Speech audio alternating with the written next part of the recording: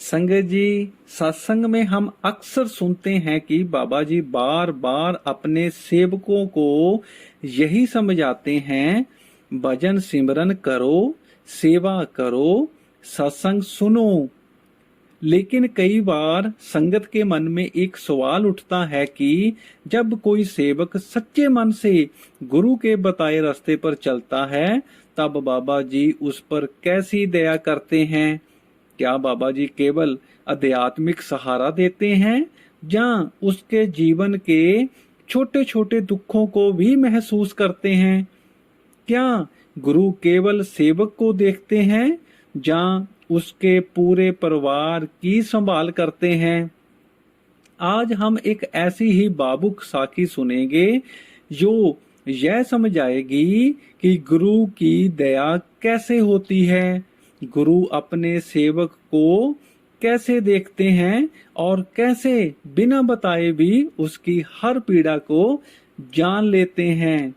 लेकिन संगत जी, वीडियो में आगे बढ़ने से पहले आपसे एक छोटी सी विनती है। अगर आपने अभी तक इस चैनल को सब्सक्राइब नहीं किया है तो चैनल को सब्सक्राइब जरूर कर दें, वीडियो को लाइक कर दें और कमेंट बॉक्स में राधा स्वामी जरूर लिख दें। अब बढ़ते हैं साखी की तरफ। यह साखी हरनाम सिंह नाम के एक सत्संगी की है। हरनाम सिंह गरीब आदमी था। घर बहुत साधारण था। मिट्टी की दीवारें, टपकती हुई छत और 2 बच्चे थे। पत्नी बीमार रहती थी और घर की हालात इतनी कमजोर थी कि कई बार रोटी का इंतजाम करना भी मुश्किल हो जाता था। लेकिन एक चीज थी जो हरनाम सिंह को सबसे अलग बनाती थी, उसका गुरु के प्रति प्रेम। वह रोज सुबह अमृत वेले उठता, नहाकर शांत मन से भजन सिमरन करता। फिर चाहे घर में अनाज हो या ना हो, वह सेवा के लिए जरूर जाता। कई लोग उसका मजाक उड़ाते थे। कोई कहता, पहले अपने घर का सोच ले, फिर सेवा करना। कोई कहता, भजन करने से कभी गरीबी दूर नहीं होती। लेकिन हरनाम सिंह हमेशा मुस्कुराकर एक ही बात कहता, मुझे नहीं पता मेरी तकदीर क्या है, बस इतना जानता हूँ कि मेरे बाबा जी मेरे साथ हैं। एक रात उसकी पत्नी की तबीयत बहुत खराब हो गई। बुखार इतना तेज था कि वह उठ भी नहीं पा रही थी। घर में दवाई के पैसे नहीं थे। पत्नी की आंखों से आंसू आ गए। वह बोली, तुम इतने सालों से सेवा कर रहे हो, इतना भजन करते हो, फिर भी हमारी हालात क्यों नहीं बदलती? यह सुनकर हरनाम सिंह कुछ पल चुप रहा। फिर उसने धीरे से कहा, हमें नहीं पता बाबा जी किस रूप में दया करते हैं। कई बार जो मुसीबत हमें बहुत बड़ी लगती है, शायद गुरु उससे भी बड़ा दुख टाल रहे होते हैं। उसकी पत्नी ने कहा, अगर ऐसा है तो एक बार मुझे भी महसूस हो जाए कि बाबा जी हमारे साथ हैं। उस रात हरनाम सिंह बहुत रोया। उसने पहली बार बाबा जी के सामने हाथ जोड़कर कहा, बाबा जी मैं अपने लिए कुछ नहीं मांगता, लेकिन मेरी पत्नी का विश्वास टूटने मत देना। अगली सुबह जब हरनाम सिंह सेवा के लिए जाने लगा, तब उसकी पत्नी ने कमजोर आवाज में कहा, आज मत जाओ, मुझे डर लग रहा है। लेकिन उसने प्यार से कहा, मैं जल्दी लौट आऊंगा, बाबा जी सब ठीक करेंगे। इतना बोलकर वह सेवा के लिए चला गया। उधर उसकी पत्नी घर में अकेली थी। बुखार और बढ़ता जा रहा था। बच्चे भी डर गए थे। अचानक दरवाजे पर दस्तक हुई। पत्नी ने मुश्किल से दरवाजा खोला। सामने एक बुजुर्ग संत खड़े थे। चेहरे पर अजीब सी शांति थी। उन्होंने कहा, बेटी सुना है तुम बीमार हो, पत्नी ने सोचा शायद गांव का कोई संत होगा। उसने उन्हें अंदर बिठा लिया। संत ने उसके सिर पर हाथ रखा और कहा, घबराओ मत, जिस घर में नाम चलता है उस घर की रखवाली खुद गुरु करते हैं। इतना सुनते ही पत्नी की आंखों से आंसू बहने लगे। संत ने बच्चों को प्यार दिया, फिर अपने झोले से थोड़ा प्रसाद निकाला और कहा, इसे खा लेना, सब ठीक हो जाएगा। कुछ देर बाद वह संत वहां से चले गए। शाम तक पत्नी का बुखार धीरे धीरे उतरने लगा। जिस औरत को सुबह उठना मुश्किल था वह शाम तक बैठने लगी। बच्चे खुशी से चिल्लाने लगे, माँ ठीक हो गई।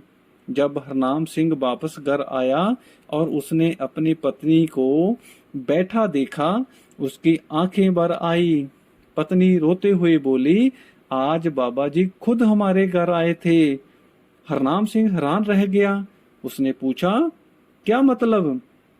पत्नी ने सारी बात बताई। हरनाम सिंह तुरंत समझ गया कि यह कोई साधारण घटना नहीं थी। उस रात दोनों पति पत्नी बहुत रोए, लेकिन यह दुख के आंसू नहीं थे, यह एहसास के आंसू थे कि गुरु सच में अपने सेवक के साथ रहते हैं।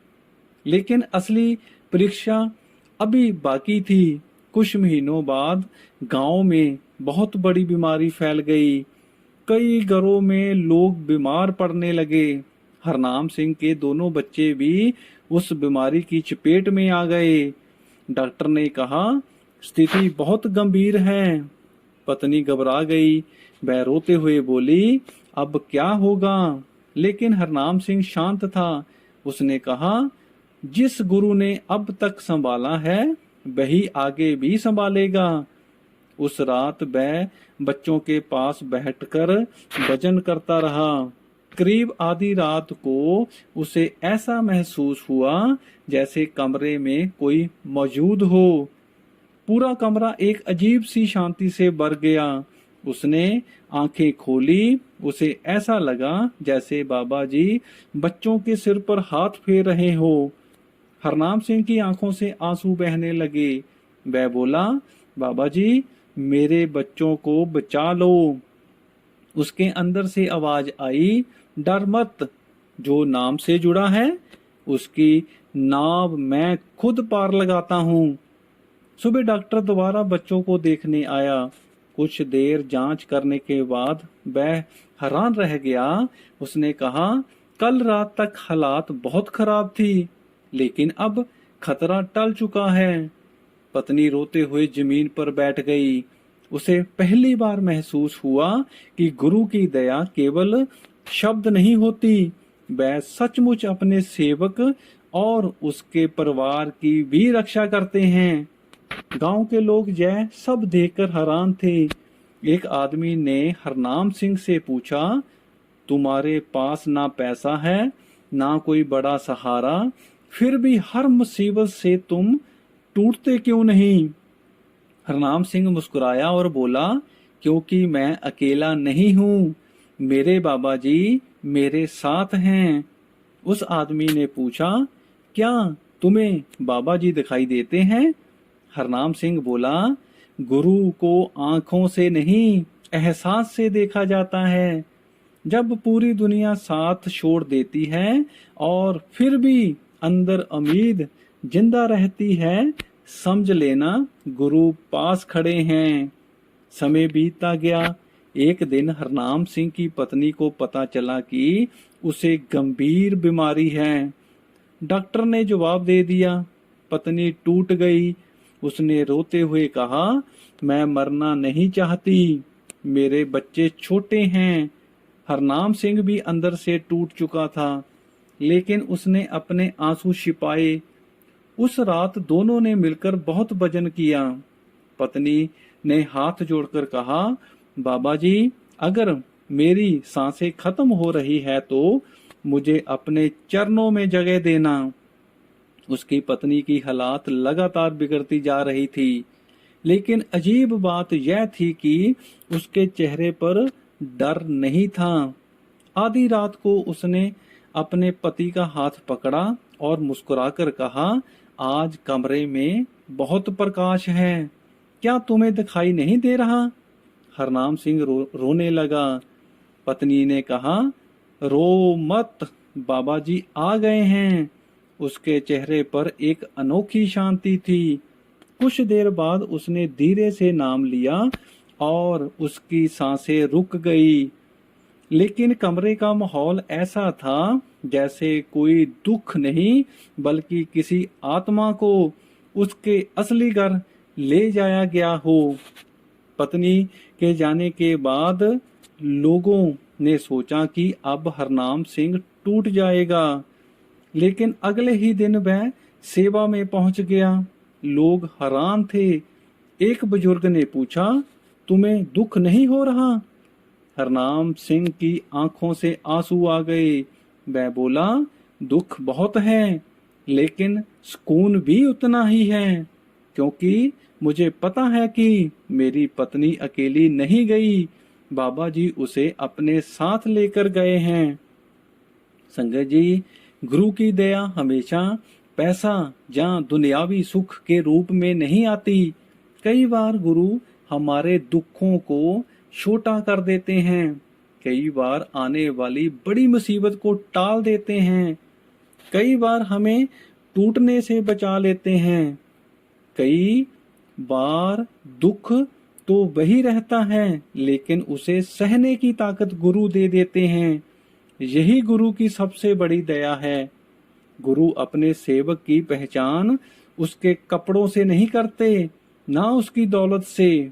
गुरु यह देखते हैं कौन सच्चे मन से नाम से जुड़ा है, कौन मुश्किल समय में भी विश्वास नहीं छोड़ता, कौन सेवा बिना दिखावे के करता है, कौन दुख में भी गुरु को याद करता है। ऐसे सेवक पर गुरु की दया हमेशा बनी रहती है। बहुत लोग सोचते हैं कि गुरु केवल उस इंसान को देखते हैं जो भजन करता है, लेकिन सच्चाई यह है कि जब कोई इंसान सच्चे मन से गुरु से जुड़ता है तो उसकी दया पूरे परिवार तक पहुंचती है। कई बार परिवार को पता भी नहीं चलता कि कितनी मुसीबतें गुरु ने टाल दी हैं। कई हादसे होते होते रुक जाते हैं, कई दुख आने से पहले खत्म हो जाते हैं, और कई बार इंसान समझ भी नहीं पाता कि वह किस अदृश्य शक्ति से बच गया है। संगत जी, अगर आप भी भजन सिमरन करते हैं, अगर आप सेवा करते हैं, अगर आप सच्चे मन से गुरु को याद करते हैं, तो यह कभी मत सोचिए कि बाबा जी आपको देख नहीं रहे। गुरु अपने सेवक की हर आह सुनते हैं, उसके हर आंसू को महसूस करते हैं और सही समय आने पर अपनी दया जरूर दिखाते हैं। कभी कभी इंसान कहता है, बाबा जी मेरी सुन क्यों नहीं रहे? लेकिन सच ये है कि गुरु उस वक्त भी आपके साथ खड़े होते हैं जब पूरी दुनिया आपको अकेला छोड़ देती है। इसलिए हालात जैसे भी हो, गुरु पर विश्वास मत छोड़िए, क्योंकि जिस इंसान के सिर पर गुरु का हाथ हो, उसे दुनिया की कोई ताकत अकेला नहीं कर सकती। संगत जी, आज की वीडियो में बस इतना ही। अगर आपको ये वीडियो अच्छी लगी तो आप इस चैनल को सब्सक्राइब जरूर कर दें, वीडियो को लाइक कर दें और कमेंट बॉक्स में राधा स्वामी जरूर लिख दें। राधा स्वामी जी।